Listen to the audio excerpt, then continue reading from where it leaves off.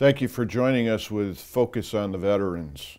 We're glad to be here today with Julius Demo, a Danbury native, World War II veteran. We're very thankful that Mr. Demo is willing to take some time to share his experience with us. And welcome, Mr. Demo. Thank you very much for being here today. We're trying to focus on veterans, and so you're our focus of this month. We're grateful for your service. Thank you for your service to our country. World War II was an unbelievable time in our history, and the greatest generation is unmatched elsewhere in our history as well. And so we wanted to hear a little bit about your experience serving our country, and then perhaps share with us a little bit what happened in your life after you returned from military service.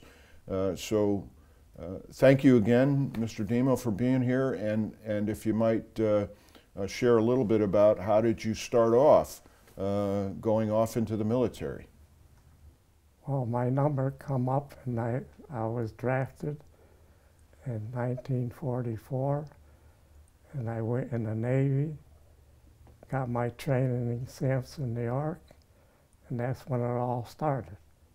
I got training in the States, then I got on a receiving ship to the Samar, Philippines, and there's where we landed in the Philippines, and we lived in hut tents. Then we built our own Quonset huts, then we moved into that. Then we went to work on the planes. It's a big, huge Army airfield. The Army already had B-29s bombing every day, back and forth, and they would come up and load up every morning. They would take off with bombs and bomb towards Japan. In January, the 21st Bomber Command changed hands. Major General Curtis E. LeMay replaced Hansel. By sheer weight of attack, LeMay believed he could force a surrender of Japan.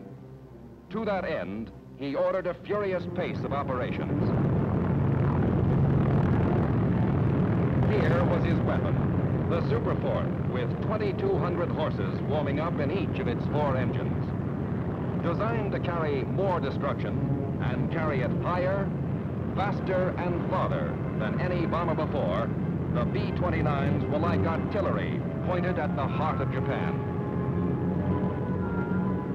Each plane was armed with 12 50 caliber machine guns, a 20mm cannon, and 4 tons of bombs.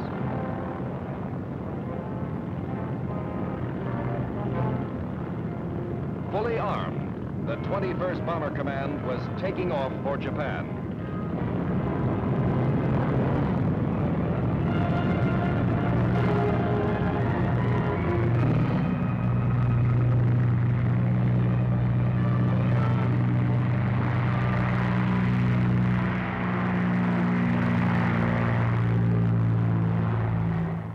But I stayed on the island and worked on the aircraft with 4 other men, 5-man crew.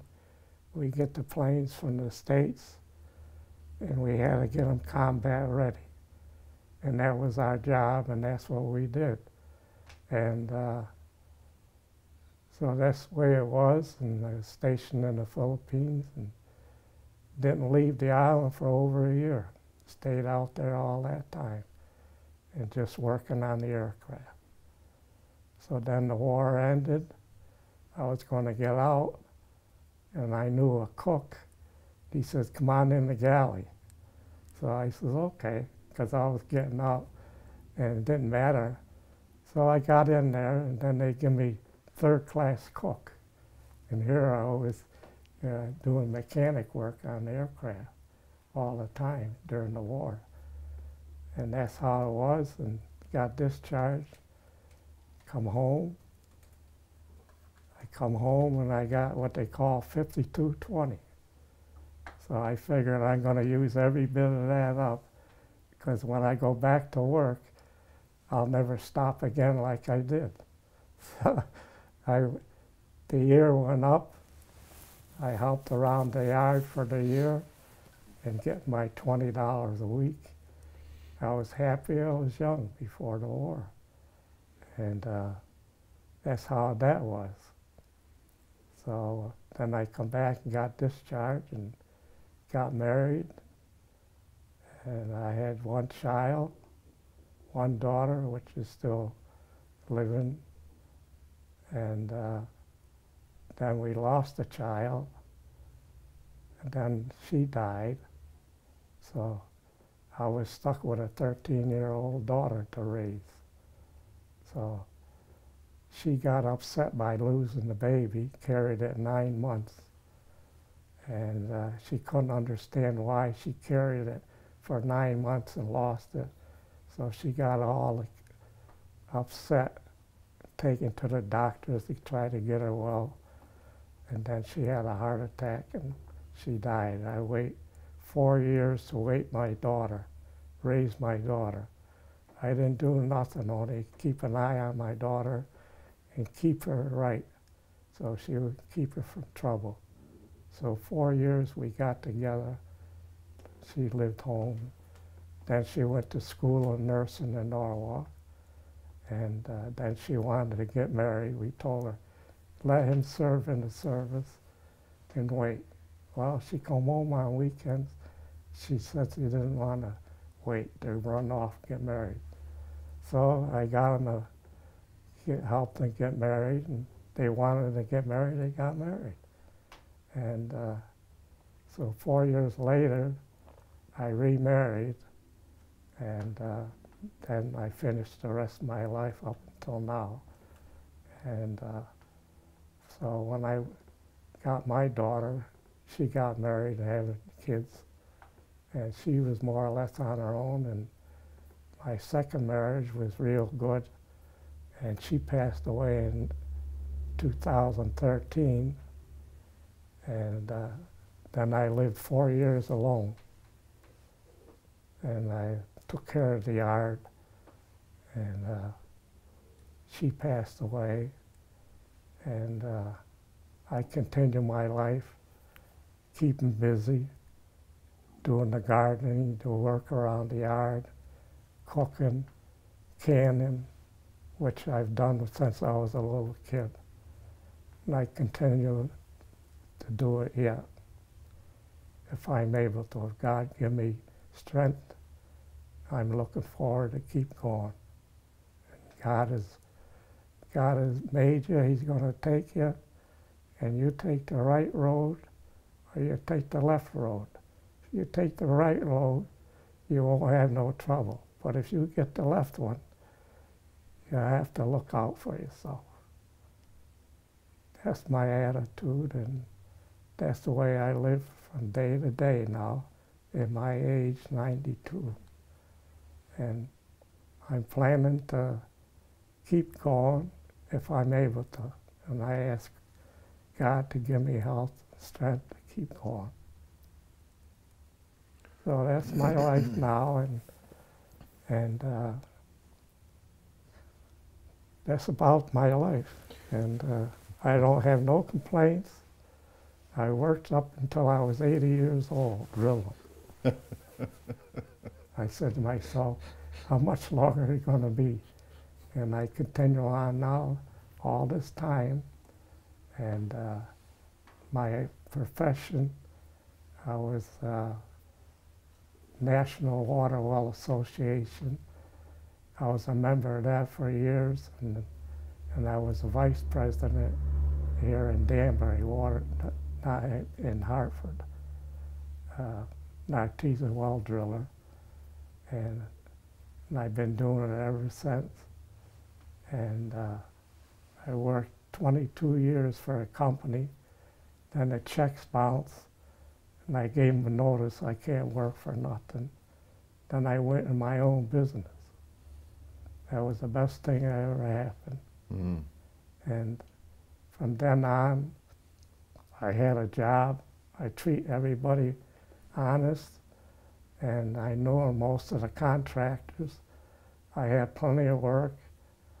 I could have run 2, 3 machines, but I wanted you couldn't find nobody to be experienced. And if you have somebody experienced, you can't be working one rig, then you don't do the other rig, and you gotta go fix that job. So I just stayed by myself, worked alone, and people waited. If I'm busy, I tell them, they would still wait. I had a good reputation, and I worked within 30 miles of Danbury, and I always had a job. And I was honest to people, and people said they couldn't drill a well there. I go in there and drill a well. So you had a busy life, and you're still busy. When I came in to see you today, I was hearing all about the garden in the backyard that keeps you as busy as ever. So there is no retirement for Julie Demo. I mean, you're I'm just... not going to sit around. I'm outside. Summertime, and I don't hardly watch TV. Get tired, you go to sleep. First time now my daughter moved in because her daughter sold a house. They had to go somewhere, so they went in her house, and then she come in here. Well, that's good. It's nice to have her close by. Yeah. So before this 4 years, I stayed here all myself, washing, cleaning, the yard work and everything. I was happy. I'm happy you can be in that garden. And you even showed me some of the fruits of your labor. We're just coming into spring, but you're showing me what happened last year. That's really amazing how self-sufficient you are, and that just goes to show what you were taught as a child. Yeah, we did it that. stayed with my you. Mother, before we went to school, we used to help my mother cut up peppers, tomatoes, whatever she had, to get her started. Then by the time we come back home, she had all this stuff preserved. She made her own tomato paste, tomato sauce. Then we used to buy a hog, a half a hog, from the butcher in the area at the time. Then we cut it up and make sausage and cut it up. And that's what you had to do back in the early days, early 1900s.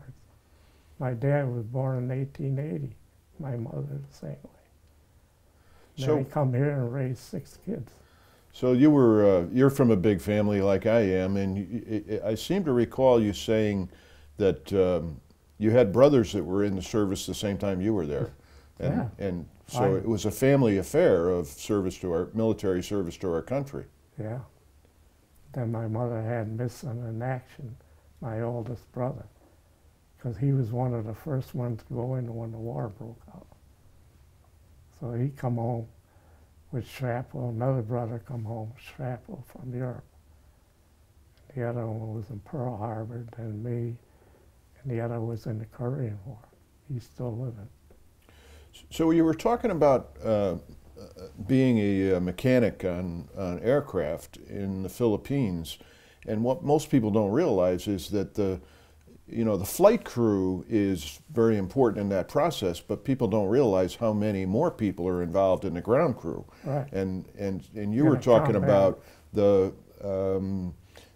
overnight working and loading planes all night long. Lights lit up the whole big airstrip. They come back at night around 5, go out at 5 the next morning, all loaded up. Saipan, Tinian, and Guam had been seized by Admiral Nimitz forces for the primary purpose of serving as bases for the very long-range bombers now parked on circular hard stands. The 21st was building up its massive air power as it prepared for the ultimate crushing defeat of Japan. The long arm of the 73rd Bombardment Wing, led by General Rosie O'Donnell, began punching the enemy with appalling strength. Behind this strength was more than bombs and bullets. Then they come back with ack-ack holes where they just pull out of it, where they were shooting at them. There'd be holes in the fuselage. Amazing. Yeah. So when you came home to Danbury from your military service in World War II. Had Danbury changed while you were gone? Was it different? Were you surprised by what was going on? I mean, you mentioned to me off camera that there were lots of jobs available because there was so much building going on after World War II. But had Danbury changed in the time you were gone? In what way? I don't think it did. I mean, now it's changed. Yes. You know, what? I can't compare back in 1940 and under that. I just know there wasn't much money around, you know, before the Depression, which my dad was in his prime at that time. He raised 6 boys. And those times we did our work. I was satisfied, and my parents were, and everything. And then I went in the war, then I got in the war, come back out, and I settled down. I took a year off to get that, and then I never went back. I said, if I start working again, I won't stop again, because I haven't stopped up until then. So tell me, you've taken vacations over the years, because you've been working all along. And not very many. It's more into the business, you know. So what was it like transitioning back from military service back to being a citizen in Danbury? And you know, you said you rolled up your sleeves and got to work, and well, I come home and I got married. I was single when I went in the service.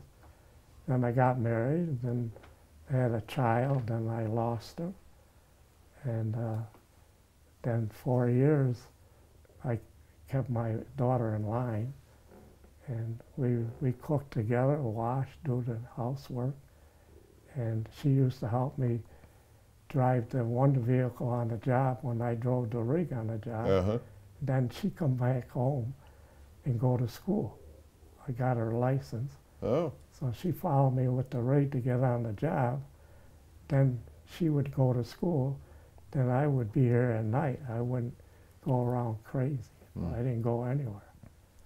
So when you came back to, you know, you got back to work, you were active in your parish at St. Gregory, well, St. Joseph Church first, and then St. Gregory the Great Church when it was formed. That's over 50 years ago, isn't it? I got the plaque there to see the dates on them. Yeah. So you've remained active in your parish to today. I still go there. I helped them put the pews in the church. They brought the pews from church somewhere down around Wilton down there somewhere. Guys loaded it on the trucks. Then I was putting the pews in, out putting them in for them. And then I went around collecting them neighbors to get money for the new church. But then they built a school first. And then they built the other stuff. And it was nice to get an old barn, freeze in the winter. And the big red barn at St. Gregory's, Then you melt it in the summer. And then we got the church built. But I was active in it, and the plaque tells you there how long I was. They give it to me. And the guys that I go to the meetings on Saturday, they never seen it. And most of them were there almost when I was there.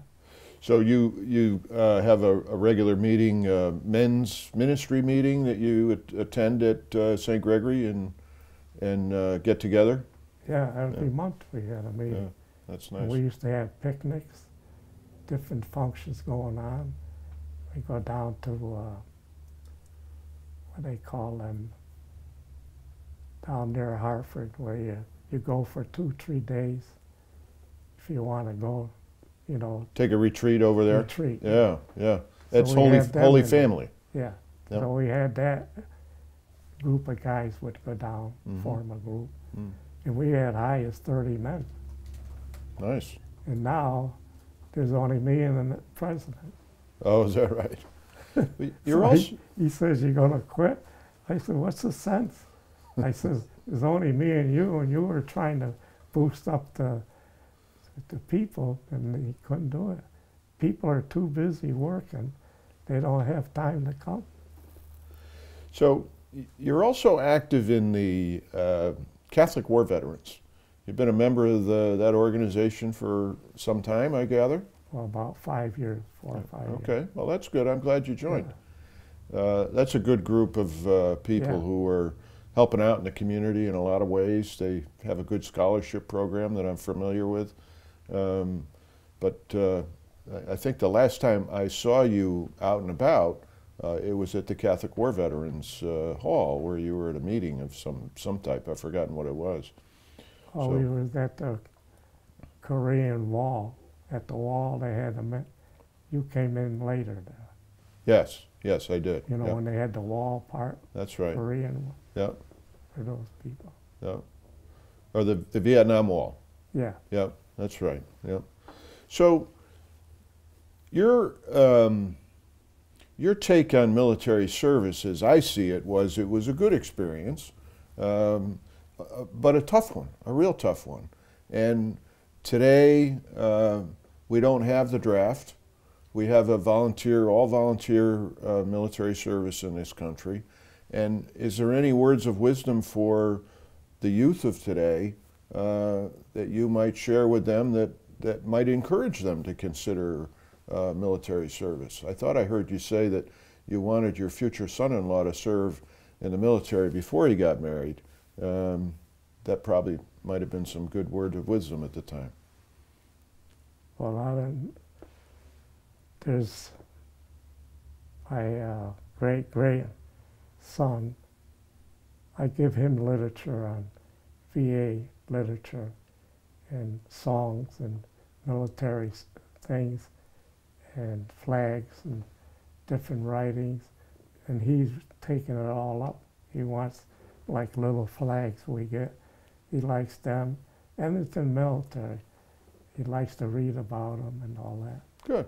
And he's only 16 or 18, but I get a lot of these folders we get, and I give him, he's interested. I said, we keep it up, and whatever you do, I says, put all you got into it, and you'll be on top, and you'll always be all right. See? And I tell him different things, you know. I told him about his father, what he's doing in business, and I said, you see how your father is doing? He's raising you. You're going to be a family man someday, and take the right road, I said. Take the right road. Wonderful words of wisdom from... That's all you need to say. One or two. God gives you those two choices. You take one or the other, and even the Bible tells you, the Word of God, you'll be taken care of. Without the Word of God, if you believe in Satan or anybody else, yeah, you're running in trouble, which is true. Absolutely true. Well, Julie Demo, I'm very grateful for your time today. I wish we had more time.